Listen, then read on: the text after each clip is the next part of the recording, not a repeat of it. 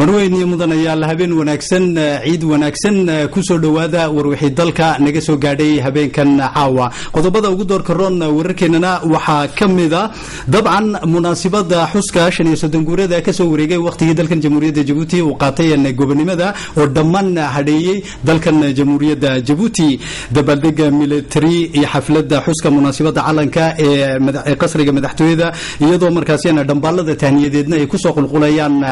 madaxtooyada dalkan Jamhuuriyadda Djibouti madaxweynaha Jamhuuriyadda Djibouti oo isna oo dhinac kalena inaan idhaahde qaabilay wafdi ka kooban maalgeliyayaal u dhashay dalka Japan oo ku hanweyn inay maal gashadaan kheyraadka badaha dalkan Jamhuuriyadda Djibouti intaasi waa warkii oo kooban iminkana isagii oo dhan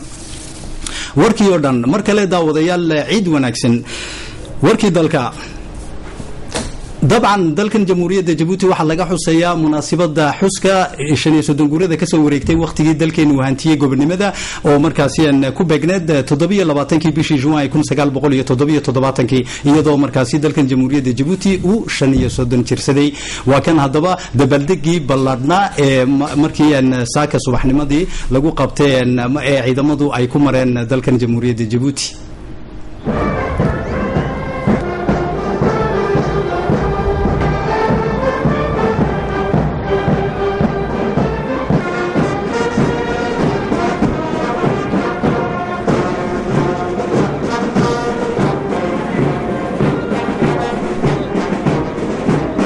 madaxweynaha Jamhuuriyadda Djibouti mudane Ismaaciil Cumar Geelle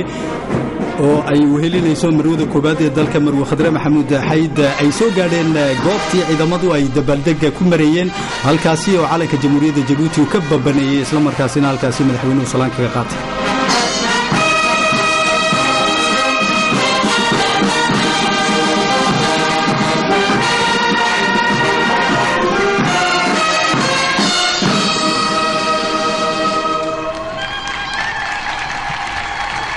madaxweynaha Jamhuuriyadda ahna gudoomiyaha golaha xukuumadda ahna taliyaha sare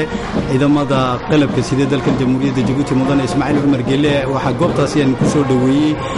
ra'iisul wasaaraha Jamhuuriyadda Dileeta Maxamed Dileeta wasiirka gaashaandhigga qaranka dalkan Jamhuuriyadda Djibouti Abdulqaadir Maxamed Kaamil iyo mas'uuliyiin iyo taliyayaasha sare ciidamada qalabka sida ee ciidamada kala duwan ee dalkan Jamhuuriyadda Djibouti dhammaan marti sharafkii ayaa halkaasi aan ku sugnaa iyadoo madaxweynaha Jamhuuriyadda Djibouti uu halkaasi salaan ka qaatay cutubiyada kala duwan ee ciidamada dalkan Jamhuuriyadda Djibouti isla markaasina uu soo gaadhay goobtii madaxda lagu talagalay halkaasi oo madaxweynaha Jamhuuriyadda Djibouti iyo مسؤوليين كلابا أي عدمات كهر مرن دبلدقة. Là actuellement donc vous suivez différentes figures qui vous sont présentées par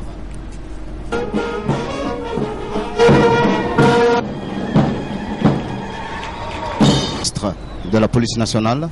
marwada koobaad ee dalka Marwo Khadre Maxamuud Xayd iyo dhamaan mas'uuliyiinta halkaasi iyagu ku sugnaa si ay uga qayb qaataan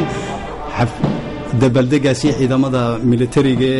iyo ciidamada kala duwan ee dalkan Jamhuuriyadda Djibouti ku mareen halkaasi iyadoo horkacayo taliyaha sare ciidamada badda ee dalka Colonel Abdurrahman Adan Sheer. C'est une première, enfin les orienter sur les axes des forts principaux. halkaasi ayaa dabaldega ay salaan ka qaateen madaxweynaha Jamhuuriyadda ra'iisul wasaaraha wasiirka gaashaandhigga taliyaha sare ciidamada qalabka sida dhammaan ciidamada dalkan Jamhuuriyadda Djibouti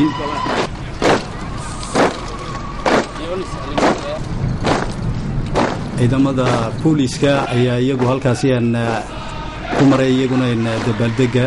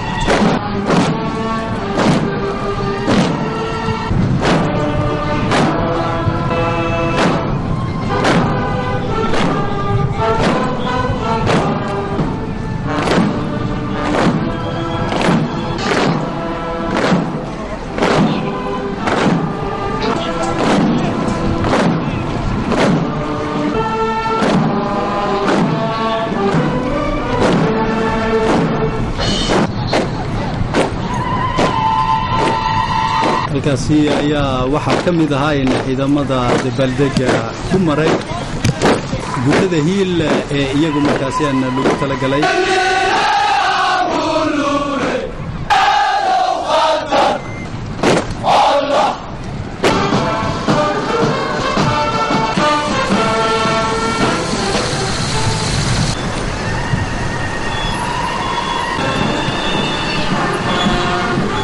dhammaan ciidamada qalabka sida ciidamada gendarmeriga ciidamada booliska ciidamada jamhuuriga ciidamada badda dhammaan qaybaha kala duwan ee ciidamada dalkan jamhuuriyadda Djibouti iyo gaadiidkoogii iyo welibana qalabka kala duwan ee ay ku hawlgalaan ciidamadu ayay dhammaan halkaasi ay ku mareen dabaaldega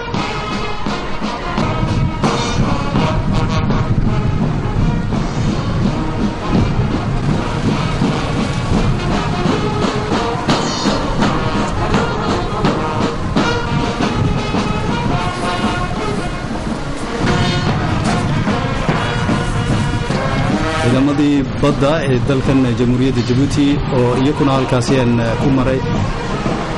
qalabkooga kala duwan ee markaasi aan dooniyaha dheereeya ee markaasi qoriyo ay ku rakibayeen halkaasi ay ku mareen qalabka gaar ahaan xagga baabuurta gaashaaman iyo welibana xagga taangiyada kala duwan ee ku hawlgalaan ciidamada qalabka sida dalkan jamhuuriyadda Djibouti oo taangiyada baabuurta gaashaaman dhammaan halkaasi ay ku mareen dabaaldega ciidamada qalabka ee dalkan qalabka sida ee dalkan jamhuuriyadda Djibouti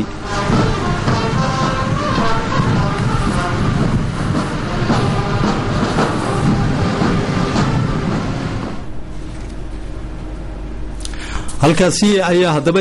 kadib dabaaldegaasi ballaadhan ee ciidamada kala duwan ee dalkan jamhuuriyadda Djibouti ay ku mareen maanta subaxnimadii ayaa haddaba kadib madaxweynaha jamhuuriyadda gudoomiyaha golaha xukuumadda mudane Ismaaciil Cumar Geele uu u dhaqaaqay dhinaca barxadda weyn ama banaanka ka soo horjeeda guriga ummadda ee magaalada madaxda Djibouti si halkaasi madaxweynaha jamhuuriyadda uu u dhigo xidhmo ubaxa goobta taalada geesiyadii iyo halyeeyadii reer Djibouti ee ku nafwaye halgeenkii gobonimo darirka dalkan jamhuuriyadda Djibouti goobtaasi aan taalada taariikhiga ayuu madaxweynaha jamhuuriyadda Djibouti mudane Ismaaciil Cumar Geele xidhmahaasi ubaxa uu dhigay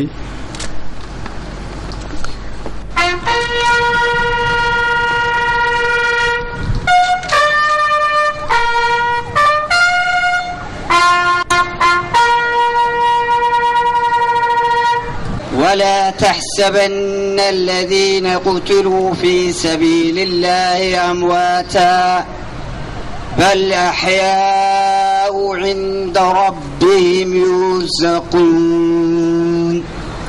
اللهم اغفر لهم وارحمهم وعافيهم واعف عنهم وأكرم مثواهم وارزق فصيح جناتك جنات النعيم اللهم لا تحرمنا أجره ولا تفتنا بعده وصلى الله على سيدنا محمد وعلى آله وصحبه وسلم الفاتح halkaasi ayaa faatixada ay ugu mareen madaxweynaha jamhuuriyadda ra'iisul wasaaraha gudoomiyaha golaha baarlamaanka iyo dhammaan xubnaha xukuumaddu goobtaasi taalada u halyeeyadii iyo geesiyadii aan reer Djibouti ee ku nafwaayay halgankii gobonimo darirka dalkan jamhuuriyadda Djibouti maanto 35 sanadood kadib dalkan jamhuuriyadda Djibouti uu xusayay munaasabadaasi aan 35 guurada gobonimada kadib madaxweynaha jamhuuriyadda mudane Ismaaciil Cumar Geele ayaa waxa uu gudoomiyay xafladda ballaadhan ee lagu qabto qasriga madaxtooyada ee la xidhiidha xuska munaasabada gobonimada dalkan jamhuuriyadda Djibouti oo ay tahay markaasi 35 guuradii gobonimada madaxweynaha jamhuuriyadda mudane Ismaaciil Cumar Geele oo ay weelinayso marwada koobaad ee dalka marwo Khadre Maxamuud Xayd ayaa soo gaadhay goobtaasi qasriga madaxtooyada ee dalkan jamhuuriyadda Djibouti halkaasi oo dhammaan ay ku sugnaayeen marti sharafka iyaga markaasi munaasib ay xafladaasi lagu marti qaaday marwada koobaad ee dalka ayaa salaan ka qaadatay ciidamada qalabka sida ee dalkan jamhuuriyadda Djibouti iyadoo halkaasi dhammaan marwada koobaad ee dalka marwo Khadre Maxamuud Xayd ay salaan kaga qaadateen saraakiishaasi kala duwan ama taliyayaasha ciidamada qalabka sida ee dalkan jamhuuriyadda Djibouti imaamkaagu siduu rabo inuu ku aqbalo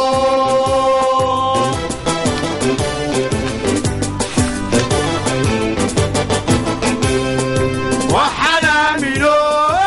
alla ku baryaynaa uurkaagu siduu rabo inuu ku aqbalo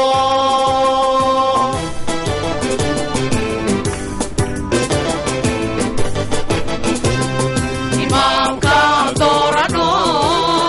amaanaan kugu rarey imaamkaan doorano amaanaan kugu rarey ilaahow kugu gargaar ilaahow kugu gargaar ilaahow kugu gargaar ilaahow kugu gargaar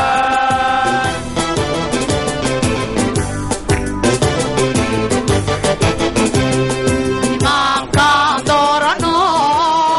amaanaan kugu rarey imaamkaan doorano amaanaan kugu rarey ilaahow kugu gargaar ilaahow kugu gargaar ilaahow kugu gargaar ilaahow kugu gargaar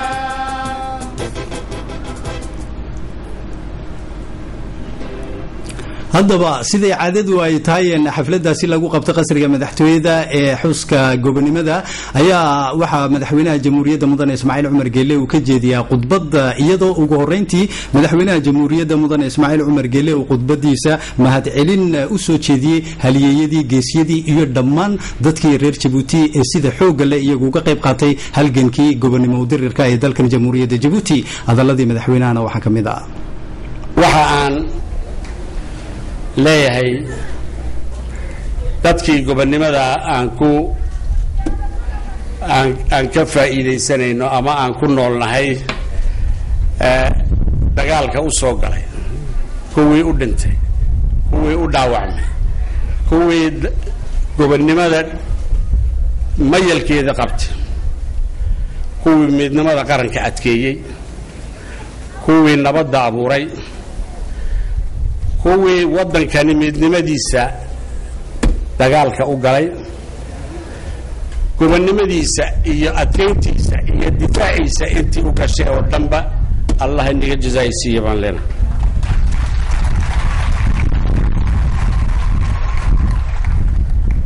abaalkiina ilaahay unbaa gudi kara ayaan leenahay marka ayaamahan waxaan ku jirnaa ciiddii gobonnimada waxa aan aad ugu faraxsanahay in si gaara sanadkani dadweynuhu uu uga qayb galay haddii ay tahay xus geesiyadii waddanka u soo dhintay hadday tahay socod waddanka oo dhan laga qabanqaabiyey hadday tahay ciyaaro iyo music iyo heeso iyo gabayo ka socda magaalada dhammaanteed iyo gobolladaba waxaan leeyahay ciiddaasi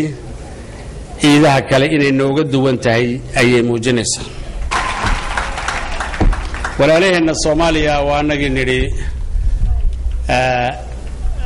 annaga gurmadka waxa naga reebaya ma garanayno fulanimana ma hayso laakiin halka aan ka galayno iyo sida aan u galayno fikirkeeda ragga maxaanku yidhaahdayy ciidanada aan dirayno ee saraakiishoodu halka nala joogaan heel aan u bixinay iyagu waajibkooda maanta inay kolkay nala ciidaan ay hawl galaan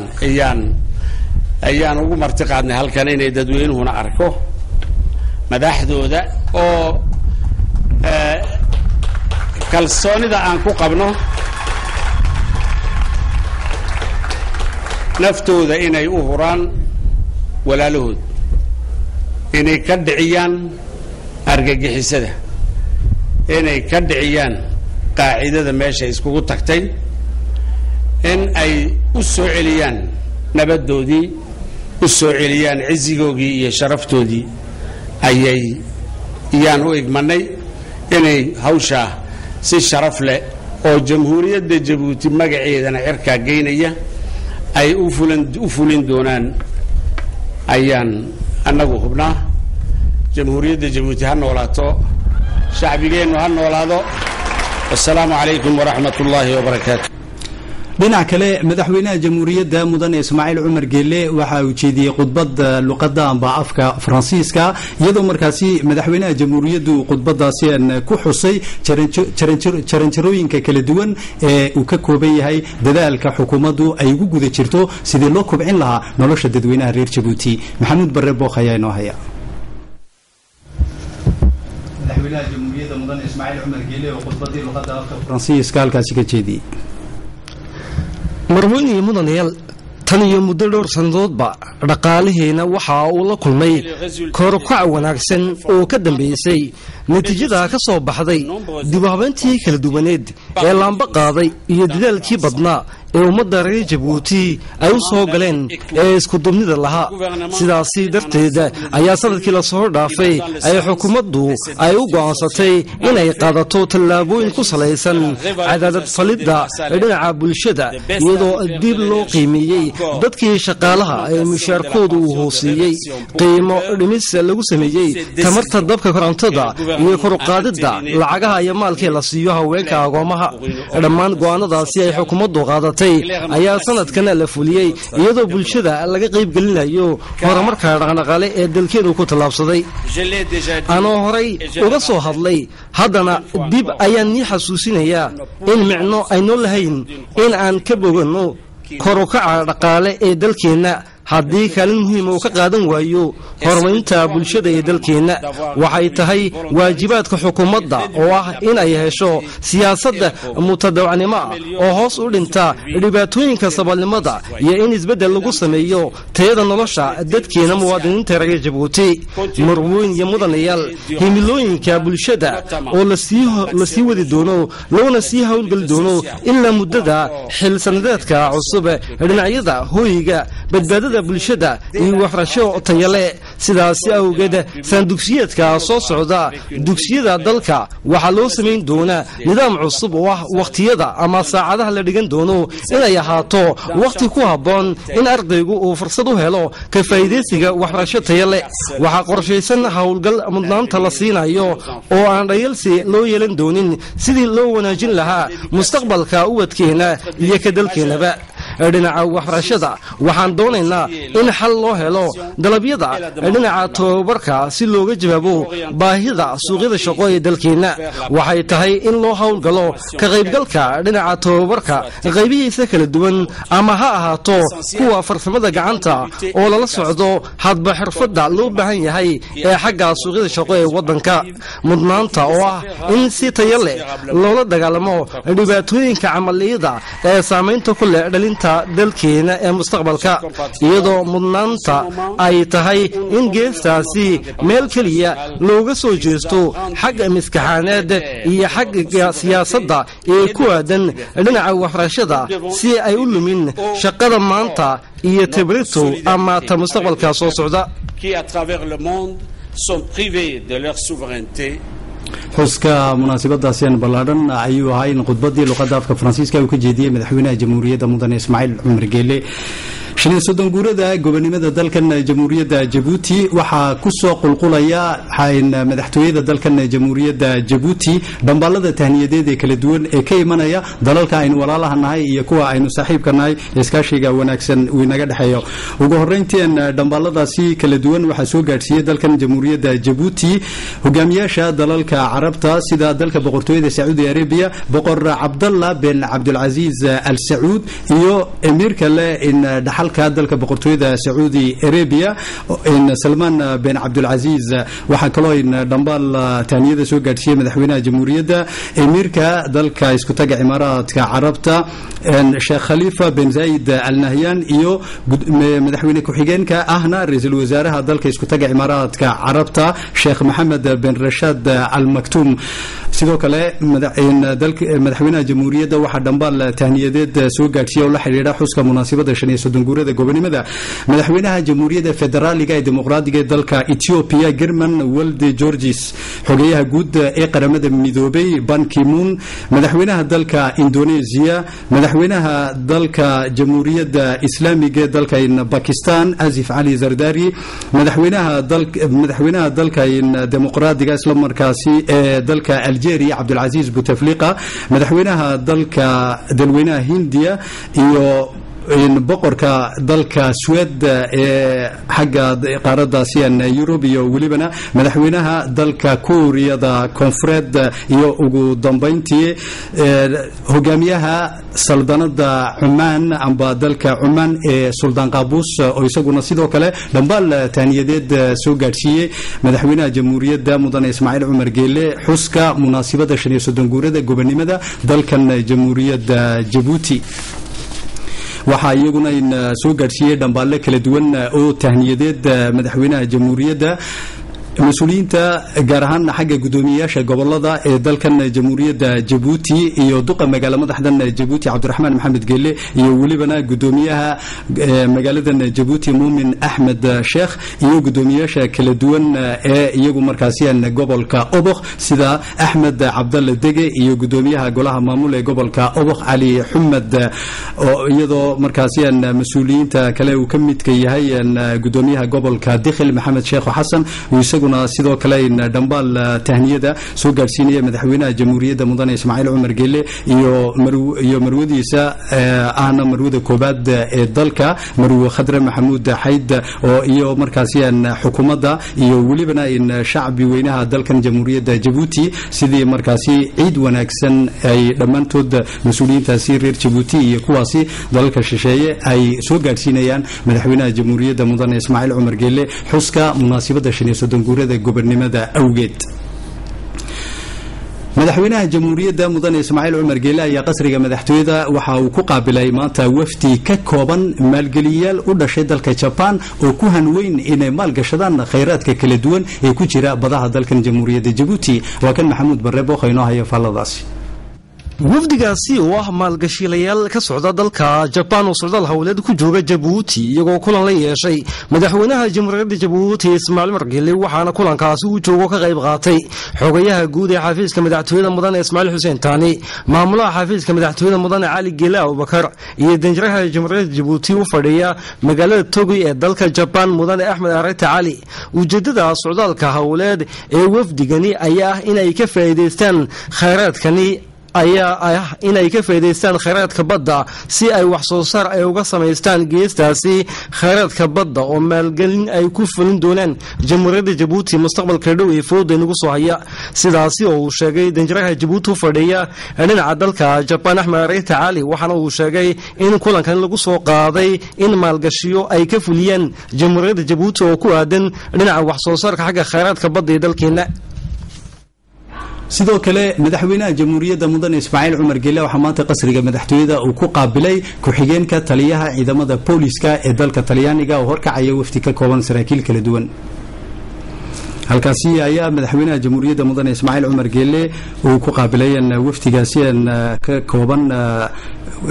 oo horkacaya markaasi ku-xigeenka taliyaha sare ciidamada booliska ee dalka Talyaaniga agaasimaha qaybta welibana qaabilsan xagga socdaalada oo isaguna kamid ah wafdigaasi waxa halkaasi la isla soo qaaday iskaashiga wanaagsan ee u dhaxeeya labada dal ee dalkan jamhuuriyadda Djibouti iyo dalka Talyaaniga iyadoo ay ka qayb qaateen mas'uuliyiinta madaxa amniga Xasan Saciid Khayre iyo wasiirka arrimaha gudaha ee dalka Xasan Daraar Ufane iyo mas'uuliyiinta kala duwan ee markaasi halkaasi ku helinayay wafdigaasi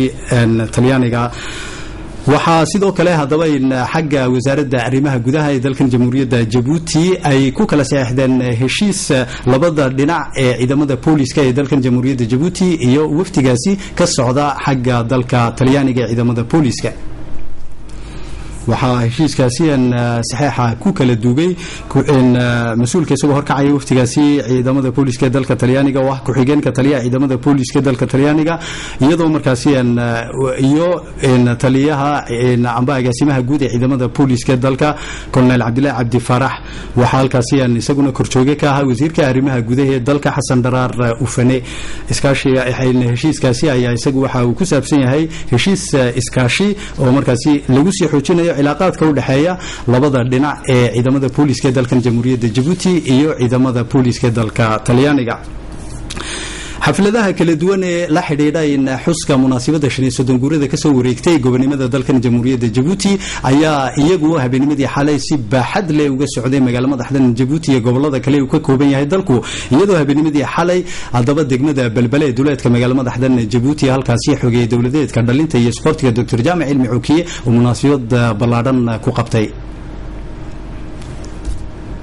munaasabadaasi ayaa lagu qabtay halka xerada Pompiega loo yaqaano ee markaasi ciidamada damdamiska iyadoo ay ka qayb qaateen dhammaan dadweyne tiro badan.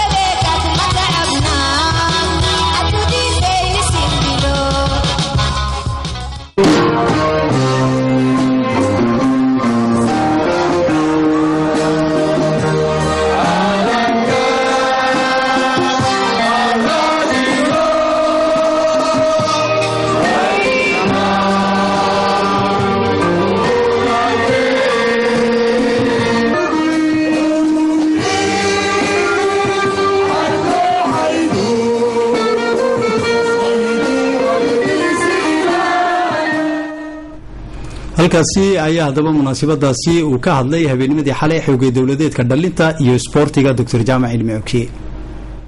beenkii gobonimadeenu ay curatay sida daraadeed barnaamij aad u ballaaran oo madaxweynuhu aabba ka yahay waxa weeyaan haliyad oo madaxweynuhu iyo marwadiisu ugu deeqday shacabweynaha Djibouti oo dhan waxa weeyaan caawa habeenkii oo ay curatay gobonimada waddankeenu gibigeenuba inaan caweyno oo ku faraxno oon caawa farxad iyo reereen ku marno ayaa wanaagsan. waxa weeyaan inaan iloobin inay walaaltinimada la adkeeyo inaan mid la wada noqdo ashxumada horta la iska daayo siba dhalinyarada anigu aan maxamed matalo ayaan la hadlayaa maxaan ku idhaa dawladdeenu wixii dadaal dhalinyarada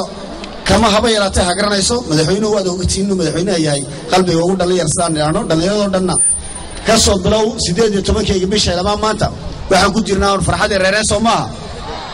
markaas waxaan leeyahay shacabweynaha balbaloo dhan siiba dhalinyarada waa inaan nabadda ku adkaano walaaltinimada eegno inaan had iyo jeer ku dadaalno inaan horumarka dhalinyarada Djibouti ay ka qayb gasho waalidku dhalinyarada soo hadeeyo hanooniyo uu garab joogsado. waxaa sidoo kale in xafladaasi habeennimadii xalay ka qayb qaatay wasiirka miisaaniyadda ee dalka Amare Cali Saciid iyadoo aynu ku soo gabagabayno wararkeena habeenkan caawa isla munaasabadahaasi kala duwan ee xuska 35 guurada gobonimada ee sida ballaadhan u hadheeyay dalkan jamhuuriyadda Djibouti ayaa hadaba habeennimadii xalay geedigii xagga xuska munaasabada 35 guurada iyadana lagu soo gabagabeeyay xagga xarunta hooyooyinka ka agdhow ee goobtii taariikhiga ahayd ee 27 Juun 1977 laga taagay calanka dalkan jamhuuriyadda Djibouti.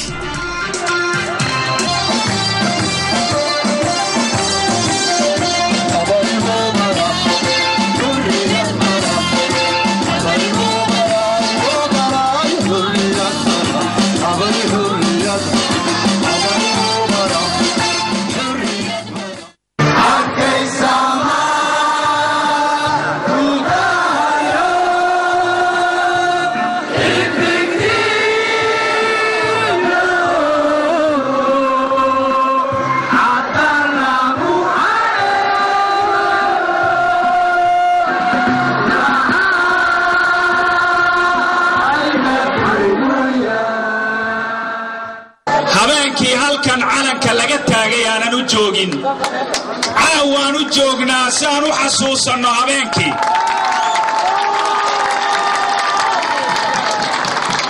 ciid wanaagsan hambalyo baan leenahay farxad iyo reynreyn iyo kalgacal inaan ku ciidno ciid wanaagsan baan leenahay waxa weeyaan waxaan niga codsanaynaa inaan u ducayno shuhadadii ku geeriyootay nabaddan aan ku jirno midnimadan aan ku jirno horumarkan aan ku jirno hooyadii aabbihii inamadii hablihii u soo dhintay aan u ducayno faataxada aan u marno ciid wanaagsan ciid wanaagsan ciid wanaagsan